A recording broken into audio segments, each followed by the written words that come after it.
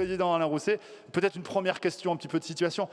Qu'est-ce que vous pouvez nous dire aujourd'hui, et même évidemment si la période, j'imagine, est un peu trouble, de la situation du secteur économique à l'échelle de cette grande région Nouvelle-Aquitaine, pour démarrer un peu nos échanges? L'économie souffre, la grande région Nouvelle-Aquitaine souffre aussi, singulièrement deux secteurs. Le secteur de l'aéronautique avec les avions cloués au sol, bien sûr, et le secteur du tourisme, de la restauration, comme partout bien entendu.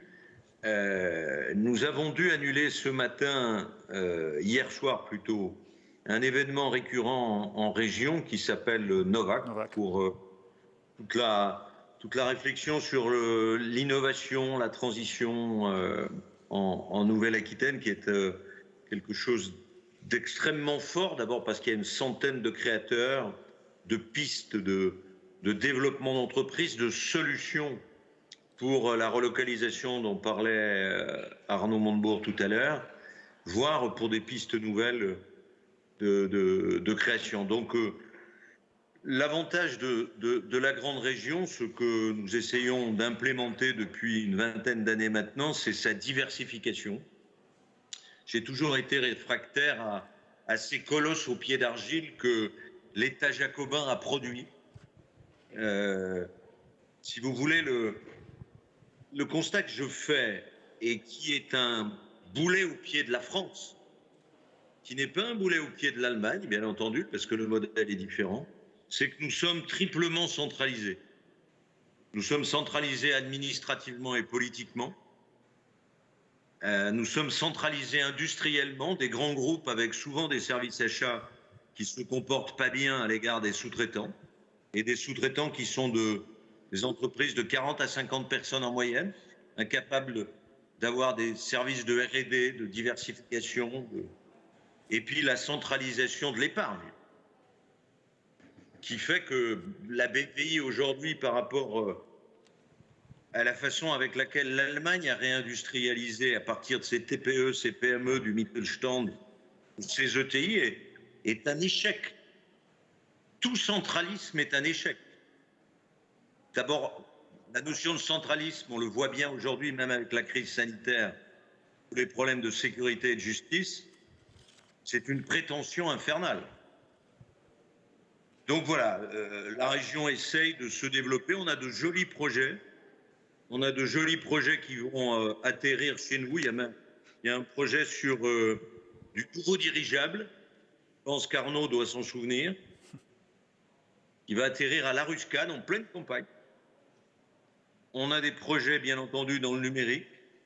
On a de jolis projets sur le commerce avec Cdiscount, puisque le siège de cette entreprise d'e-commerce, et je salue son dirigeant qui doit être par là. Il est à nos côtés, absolument. Et vous saluez également, Monsieur Grenier. Voilà, avec qui on a fait un joli Fab Lab. D'accord, il nous en parlera tout à l'heure. Y compris sur la dépénibilisation des métiers de la logistique, j'ai bien aimé. Donc on essaye de se diversifier sur l'agroalimentaire aussi. Et alors on a entamé un projet que j'évoque sur l'agroalimentaire parce que je le trouve... on l'a initié, mais ce n'est pas nous qui l'opérons.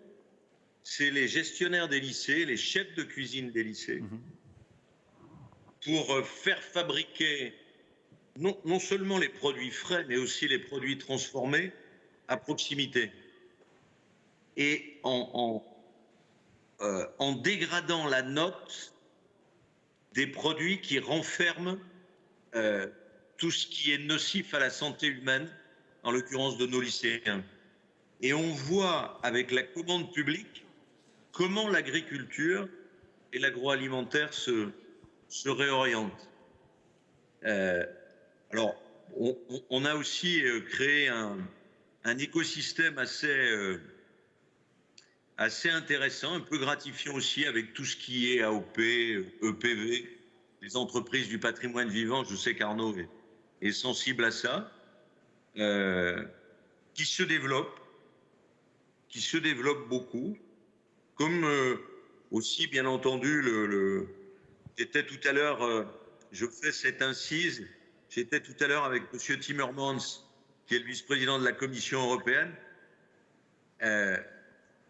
sur les relations entre Commission européenne et régions sur le plan de la transition agricole, avec un biais gouvernemental, encore une fois, qui est insupportable. On discute avec l'État qui nous dit « Ah mais non, mais Bruxelles ne veut pas être en relation directe avec vous ».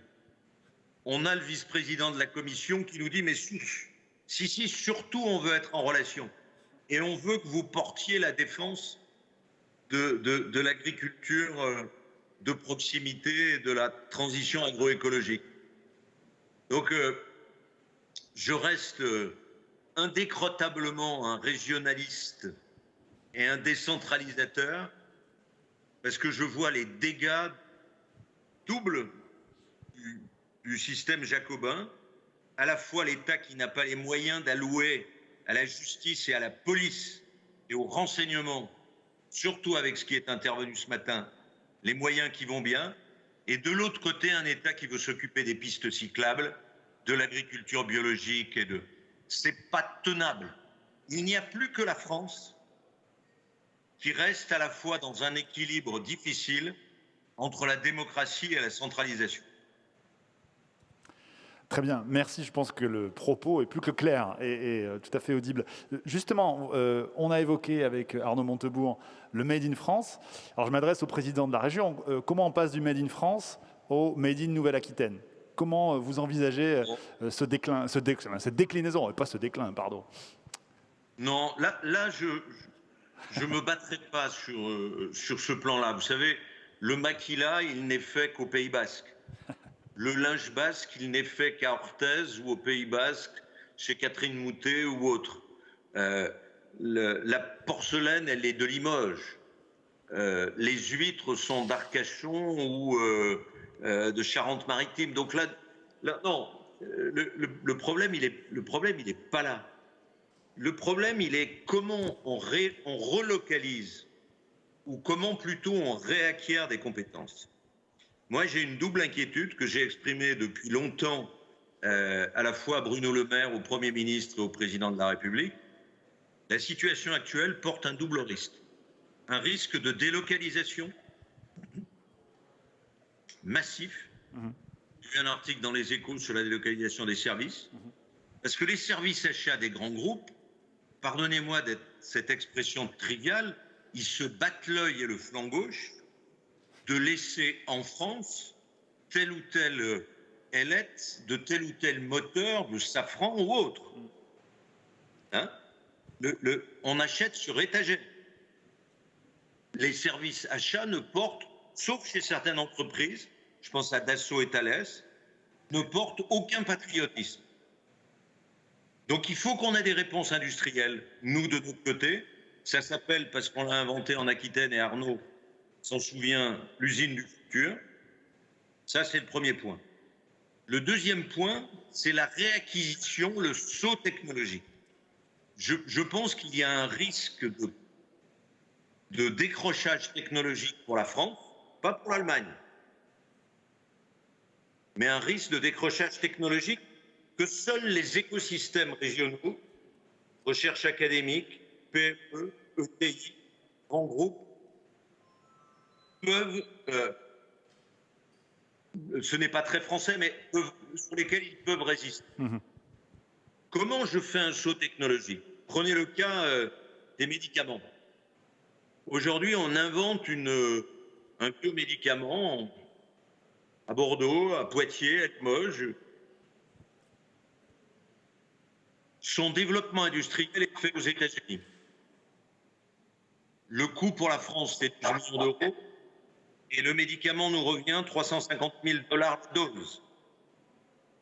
Je ne cite pas cet exemple au hasard. Le Téléthon a permis, et je pourrais vous citer un médicament que la région Aquitaine a aidé à concevoir sur la reconquête cognitive des trisomiques 21 et que des financiers proposaient de vendre, je n'ose pas les nommer. Je n'ose pas les nommer. Proposaient de vendre à un fonds d'investissement américain. Et la région s'est substituée à une grande banque publique nationale pour sauver. Donc le problème aujourd'hui, pour nous, c'est qu'on manque de fonds propres, et on manque de fonds propres, non pas à Paris, mais dans les régions, comme en Allemagne, on manque de banques régionales d'investissement.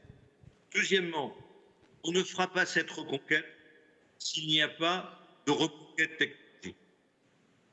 Prenez 3 exemples.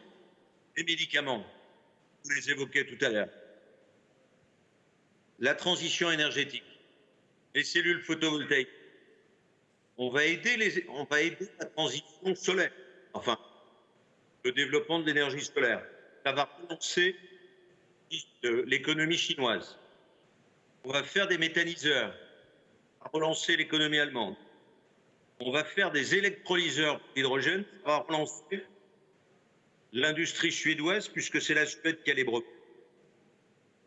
Donc il y a un effort de rapprochement pour la recherche académique et les entreprises et les entrepreneurs pour recréer un écosystème technologique.